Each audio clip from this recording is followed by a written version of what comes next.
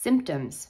There is no symptom, no set of symptoms, absolutely and invariably pathognomonic of stone in the bladder, except the physical signs elicited by the surgeon's examination. Yet there is a certain group of symptoms which is very suggestive of stone. Chief among these are frequency of urination, pain, and hematuria, occurring by day and increased by exercise. Figure 84, silent vesical calculi. Frequency of urination and pain. These are usually intense. The distress is usually less during the night while the patient lies quietly on his back, and during the day so long as he is still, but every jolt induces spasm. When walking, the patient moves slowly and gingerly, almost on tiptoes. Riding over a rough road or in a railroad train or even walking downstairs is misery. The pains are situated chiefly in the glans penis, along the pendulous urethra, and in the perineum. The desire to urinate is quite irresistible.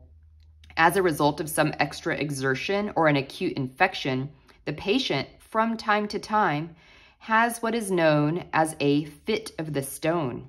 During this time, his pains are greatly intensified. He may have to urinate as often as every 10 or 15 minutes, day and night, so that he spends his time in one long spasm. As the stone grows larger and the cystitis more intense, these paroxysms become more and more frequent. They exhaust the patient's strength, and during them he resembles a woman in the second stage of labor. In children, prolapse of the rectum and involuntary defecation are common results of this straining, while adults complain of hemorrhoids, pass blood by the rectum, and during the paroxysm suffer from unavoidable escape of intestinal flatus and often of feces. When there is considerable prostatic hypertrophy or the stone is encysted, there is less tendency to pain, so that even with intense cystitis, the paroxysms may be neither frequent nor severe. Exceptionally, the pain is absent or nocturnal in the absence of prostatism.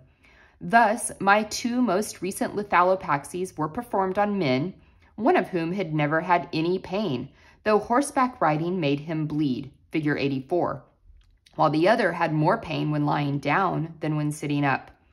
Both had large acid stones, the latter weighing 41 grams. Hematuria. Hematuria, like the characteristic pain, is traumatic in origin and is, during the first stages of the disease, only aroused by some jolt. It is usually associated with pain, and the hemorrhage, though profuse, is usually short-lived. Later in the disease, the perpetual straining due to cystitis may make the hematuria quite continuous. Stoppage.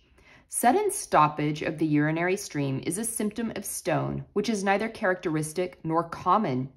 It is caused by the stone rolling into the vesical orifice and plugging it like a ball valve.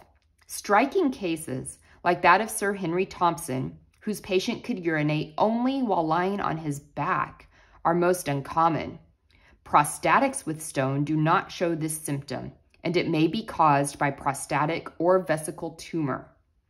In children, certain special symptoms are associated with stone, notably priapism and a tendency to pull at the prepuce. Certain reflex pains in the back, testicle, etc. are among the infrequent symptoms of stone in the bladder. They are due to prostatic irritation.